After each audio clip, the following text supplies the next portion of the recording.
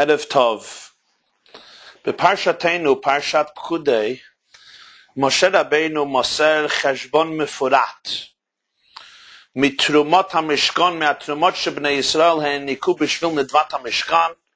הוא מוסר להם דין וחשבון בדיוק מה נעשה בכל פרוטה ופרוטה, עם הנחושת ועם הכסף ועם הזהב שבני ישראל תרמו למלאכת המשכן, בשביל מה השתמשו בזה. וזהו הסיפור שמתחיל את פרשתנו, פרשת השבוע, פרשת פקודי. ומזה לומדים הלכה מפורסמת. הבח, רבי יואל סירקיש הבית חדש, לומד מסיפור הזה בפירושו לטור יורדי סימני שמ"ז, שאפילו גבאי צדקה, שהם נאמנים ממאוד והם אנשים חשובים, מחויבים למסור דין וחשבון מה הם עושים עם כספי הצדקה שהם מקבלים מהקהל. זה לא כסף שלהם, הם מחויבים למסור דין וחשבון פתוח לקהל.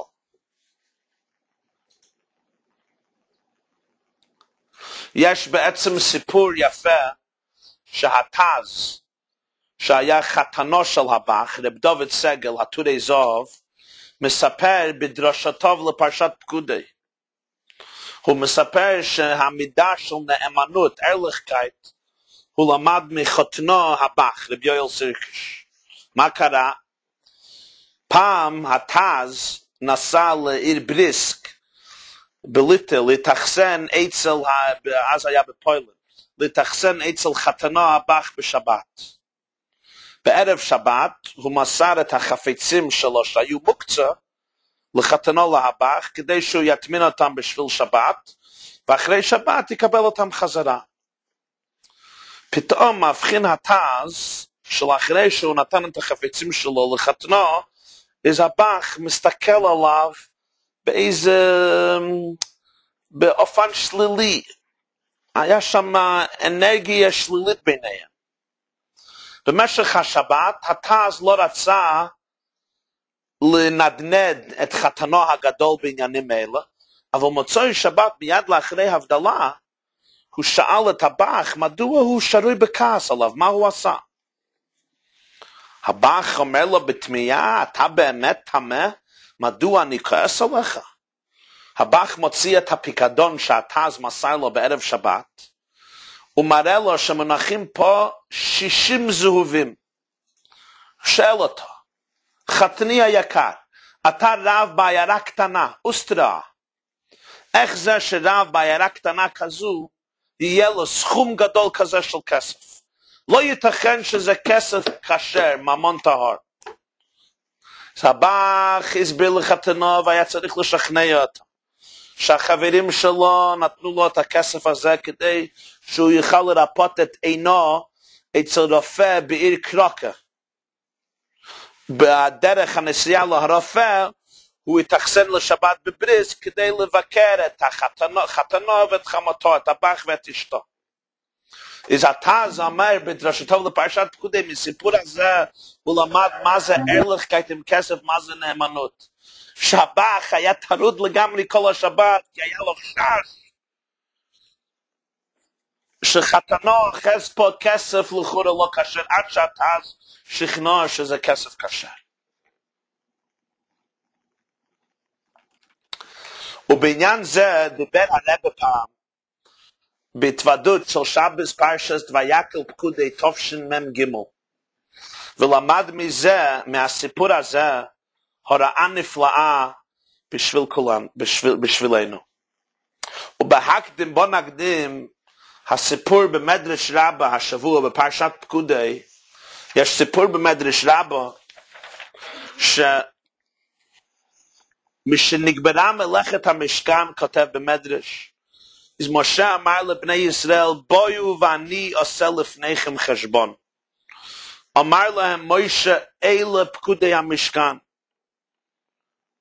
כך וכך יצא על המשכן, עד שהוא יושב ומחשב, שכח ב-1,775 שקל מה שעשה רבים לעמודים. התחיל יושב ומצמיע, אמר עכשיו ישראל מוציאים ידיהם לאמור מוישה נוטלו. כי הוא שכח מה הוא עשה עם 1,750 שקלים. מה עשה העיר הקדוש ברוך הוא את עינו וראה אותם מצויים במים לעמודים. אותה שעה נתפייסו כל ישראל על מלאכת המשכן. שואל המדרש, למה עשה עמהם חשבון? הקדוש ברוך הוא מאמינו שנאמר לא כן עבדי מוישה, בכל ביתי נאמנו. במילא מדוע היה משה צריך להגיד לבני ישראל בואו ונעסוק במשכן ונחשב לפניכם?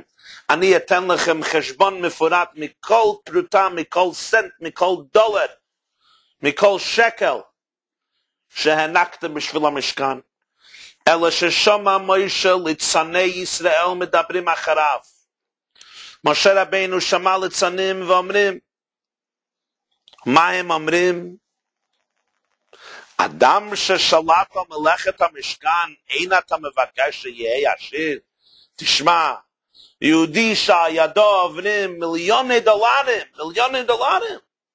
כל מלאכת המשכן עובר על ידו. אתה לא חושב שביני לביני בזמן שאין יום ולילה לא יניח קצת לכיס, לא ישתמש משהו בשביל דבר פרטי, בשביל דבר חשוב שהוא צריך? אומר להם מוישה, חייכם אני נשבע, נגמר המשכן, אתן לכם חשבון. אמר להם בואו ונעשו חשבון, אלה פקודי המשכן. ומזה למד הרבה בשיחת ויקל פקודי תשמ"ג הוראה פשוטה, והיא נשאר לעצמנו גודל המדרגה של משה רבינו. הרי אנחנו לא יכולים לשער את המדרגה של משה רבינו, שהרמב"ם קורא לו מבחר מין האנושי, שהקדוש ברוך הוא מעיד עליו לא כן עבדי מוישה בכל ביתי נאמנו, או כפי שהתורה קובעת שפנים בפנים הוא מדבר עם הקדוש ברוך הוא פנים אל פנים כשידבר איש אל רעהו, ולא יקום נביא בישראל כמו שידע השם פנים אל פנים. יש כמה ליצני הדור שיושבים מאחורי בית כנסת, או אפילו לא נכנסים לבית כנסת, עומדים בחצר ומתלוצצים עם משה רבינו. מה צריך להיות התגובה של משה רבינו? איך אתה היית מגיב? הקדוש ברוך הוא קרא לי על הר סיני, הוא נתן לי את התורה, אני יוצאתי אתכם ממצרים, אני קראתי את הים סוף, אני עשיתי את כל המכות, הורדתי את המן, הלכתי אתכם במדבר הגדול והנורא זה 40 שנה עם ניסים ומויפסים בלי גבול, עם ענני הכבוד וכולי וכולי. אבל מה לנו גדול מזה שהקדוש ברוך הוא בחר במוישה בתור נביאו הנצחי, שעל ידו מסר לכלל ישראל את התורה האלוקית ואת המצוות האלוקיות. עכשיו מדובר על כסף הרבה.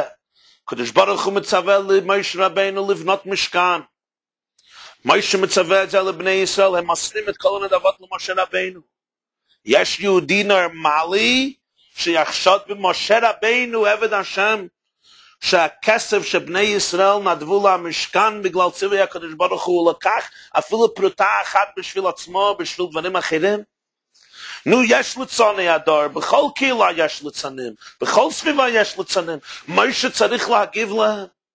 הרי מנהיג נורמלי חושב, אני אלך ואני אתחיל למסור חשבון פרוטה, אין לי מה לעשות.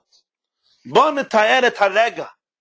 היה מתן תורה, אחר כך היה קטסטרופה של חטא העגל, אחר כך היו כל התפילות והמחאות ומכני מספרך, עד שמשה פעל סלחתי כדבריך ביום כיפור והוא ירד במלאכות האחרונות והציווי למלאכת המשכן כפי שרש"י אומר בפרשת ויקל ובפרשת כיסיתא.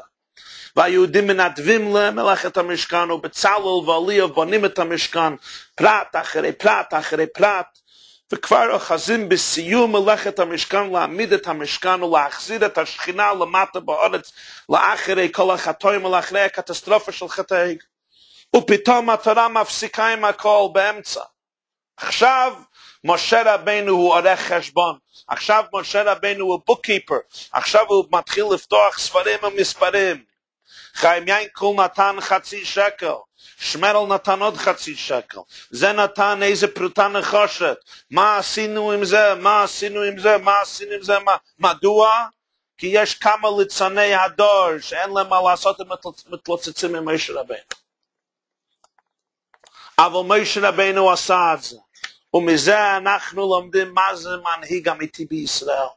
מנהיג אמיתי בישראל, אפילו מנהיג כמו משה רבנו אף פעם לא עמד והחשיב את עצמו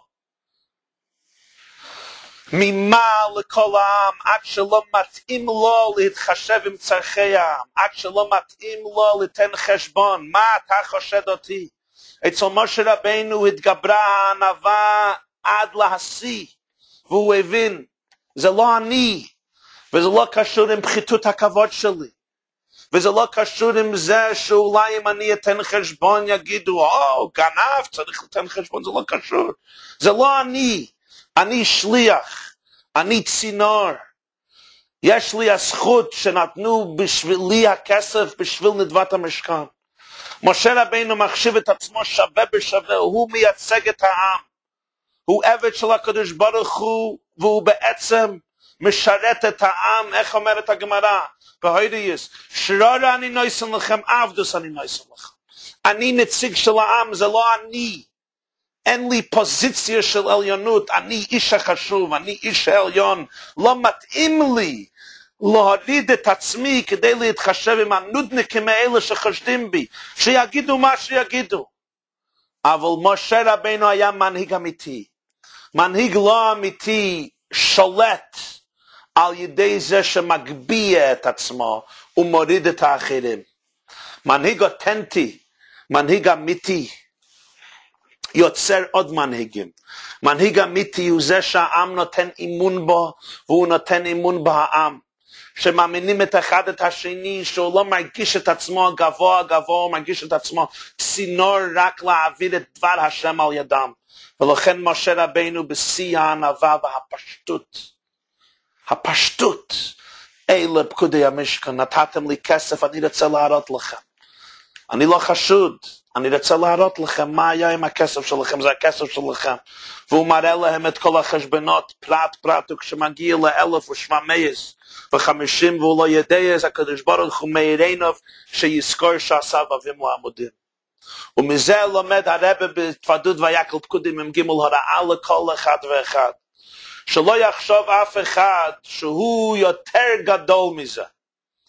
וכיוון שהוא איש חשוב, וכיוון שהוא יש לו מעלות גדולות, והוא נתמנה באופן גדול וענקי, מי לנו גדול ממשה רבנו, שנתמנה על ידי הקדוש ברוך הוא בכבודו בעצמו, ולמרות כל זה לא החשיב את זה לנמוך. הוא לא חשב שזה ירידה וזה בושה וזה חרפה בשבילו שייתן חשבון. מדוע? כי זה מנהיג אמיתי לא חשב באופן הזה. מנהיג אמיתי הוא מיוחד עם העם. הוא בטל על העם, הוא אוהב את העם, הוא רוצה להגביה את העם. הוא לא צריך להגביה את עצמו על ידי זה שהוא מפריד את עצמו, מנתק את עצמו. אתם לא מסוגלים לראות, אתם לא יכולים לראות. להפך, מנהיג יוצר עוד מנהיגים. לכן הוא אוהב, הוא מבסוט, הוא שמח, הוא מאושר. להגיד להם, בוא תראו, זה לא אני לא צריך לשלוט על זה, זה לא דבר קטן. אם הוא קטן, הוא צריך לשלוט. אם הוא גדול, הוא לא צריך את זה. זה לא הגדלות שלו. הגדלות שלו היא זה שהוא מבטא את הגדלות האמיתית, והוא מגלה, הוא מוציא מכל אחד את הגדלות האמיתית. ורואים בפועל ממש שני סוגי מנהיגים. זה שני סוגי הורים, זה שני סוגי מחנכים, זה שני סוגי עסקנים, זה שני סוגי מנהלי מוסדות. זה שני סוגי מנהיגים בכל תחום ותחום בחיים, בדברים פיזיים, בדברים רוחניים, בביזנס, בענייני קדושה להבדיל וכולי וכולי. שמנהיג אמיתי, אותנטי, לומד ממשה רבנו, והוא יכול לעמוד מול העם ולהגיד, אלה פקודי המשכן. בואו תסתכלו על פקודי המשכן, כי הוא תמיד יודע שזה לא הוא. הוא צינור שעל ידם יתגלה האלוקות והרוחניות בתוך הלב ובתוך החיים של כל אחד ואחד מישראל. והרבא אז אמר שמזה לומדים שכל אחד צריך לדעת שהוא לא גדול מדי מלפתוח את הספרים ולהגיד להציבור אלה פקודי המשכן. זה לא כסף פרטי שלו, זה כסף שלהם. אלה פקודי המשכן, הנה החשבון. דרך אגב, אני רוצה לספר לכם שיהודי סיפר לי אישית שביום ראשון לאחרי זה הוא כתב מכתב לרבא, הוא ניהל מוסד חשוב בחב"ד בניו יורק, והוא כתב מכתב לרבא על משהו. והרבא ענה לו שבוודאי, אני לא זוכר את המילים אבל התוכן, שבוודאי הוא שמע את מה שדיבר בהתוועדות של שבת קודש ביום שלפני זה, והוא יארגן את המוסד באופן כזה שיוכלו להגיד באופן פתוח אלה פקודי המשכן, שיוכלו לדעת בבהירות, זה לא בן אדם אחד יודע בהסתר ובהצנלחס איפה הכסף. אם זה מוסד אמיתי, אם זה מוסד אותנטי שרוצה לבנות אמון של הקהל, הקהל מותר לדעת מה קרה עם הזוב ועם הכסף ועם הנחושת. לפרט את זה באופן אולי ברמה עמוקה יותר. אז אפשר להמשיך ולבאר איזה תמיהה שקיימת בפסוקים פה בפרשת פקודי. כתוב בפרשת פקודי שהיהודים בנו את המשכן והביאו את המשכן אל משה. והוא אומר בפרק ל"ט פסוק מ"ב, ככל אשר ציווה השם את משה כן עשו בני ישראל את כל העבודה. בפסוק של אחרי זה, וירא משה את כל המלאכה, והנה עשו עשה כאשר ציווה השם כן עשו. ויברך אותם משה. לכאורה יש פה ניגוד וסתירה בהלשון. בפסוק מ"ב, ככל אשר ציווה השם את משה כן עשו בני ישראל את כל העבודה. הוא קורא לזה עבודה. בפסוק של אחרי זה, וירא משה את כל המלאכה, והנה עשו אותה כאשר ציווה השם כן עשו. גם במ"ב כתוב ככל אשר ציווה השם כן עשו, אבל שם זה עבודה. ופה וירא משה את כל המלאכה, והנה עשו אותה כאשר ציווה השם כן עשו, ויברך אותה משה. מה החילוק? מדוע לפני זה עבודה או פה מלאכה? מדוע לפני זה רק כתוב ככל אשר ציווה השם כן עשו את כל העבודה? ופה וירא משה, משה היה צריך לראות את כל המלאכה, והנה עשו אותה כאשר ציווה השם. ורק זה, כשראה את המלאכה, היה ויברך אותה משה. אז הרמב"ן ומפרשים אחרים מדברים על זה. ואני רוצה להגיד ביור של החתם סופר. החתם סופר, החסם סופר, בהביור שלו תורת משה בפרשת פקודי, אומר, הוא מסביר בהקדם מה שכותב רש"י על הפסוק ויברך עשה משה, מה אמר משה רבנו? אומר להם יהי רצון שתשרה שכינה במעשה ידיך. זה היה נוסח הברכה שמשה בירך את העם לאחרי שראה את המלאכה והנה עשו אותה כאשר ציווה השם כן עשו. מהו החילוק בין עבודה למלאכה? זה מביא מהרמב"ן, מה שעבד עושה לרבו זה נקרא עבודה. מה שאדם עושה בשביל עצמו זה נקרא מלאכה. עבודה זה כמו עבדות. הוא עובד בשביל מישהו. זה מה שהעבד עושה בשביל הרב, בשביל האדון. מלאכה זה משהו שאני עושה ואני מרוויח בשביל עצמי. כמו שזה בין אנשים, כך זה ביחס של היהודי והקדוש ברוך הוא. יש יהודי שעובד את השם, הוא עוסק בעבודת השם, אפשר לקרוא לעבודה שלו עבודה, ויש יהודי שמכנים את עבודת השם שלו לא בשם עבודה, אלא בשם מלאכה. החילוק הוא, יהודי שעובד בשביל רבו, הוא עובד בשביל הקדוש ברוך הוא, לזה קוראים עבודה. כמו שהפסוק אומר, עבדתם את השם אלוקיכם. ואותו תעבודו, ואויסו תעבודו זה בחינת עבודה. מה שאין כן יהודי שעובד בשביל עצמו, זה נקרא מלאכה. זה יהודי שעובד, כי הוא מרוויח מזה, כי הוא אוהב את זה, כי הוא מקבל שביעות רצון מזה, או כי הוא רוצה את השכר בעולם הזה או בעולם הבא, וכולי וכולי, אבל זה עבודה בשביל עצמו, בשביל מציאותו, זה נקרא מלאכה. ברמה עמוקה יותר, עבודה זה מה שהוא נותן רווח להרב שלו, ומלאכה הוא נותן רק רווח בשביל עצמו. וזה גם החילוק בין שני סוגי עבודת השם. יש עבודת השם שעל ידי זה פועל מה שחז"ל אומרים, מוסיפים כוח בפמליה של מעלה. או כפי שמובא בחסידות, מה שמשה רבינו, ועתה יגדלנו כוח עדנה, מוסיף כוח כביכול בפמליה של מעלה. זה בחינה אחת. וזהו בחינת עבודה. יהודי שהתורה והמצוות שלו מוסיפים כוח בהתגלות בפמליה של מעלה, או בלשון התניא מהקבלה, התורה והמצוות עולות.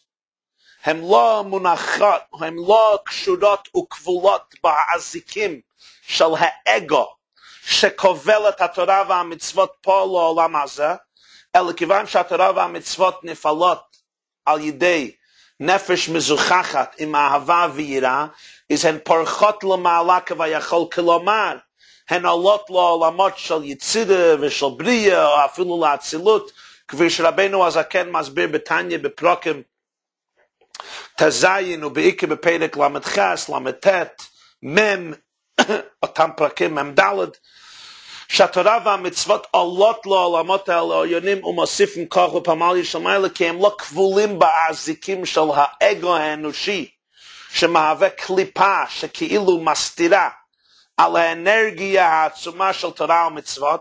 בלשון הזוהר, ראיתה בלא דחילו ורחימו לא פרחה לאלה. התורה בלי יראה ואהבה לא פורחת למעלה.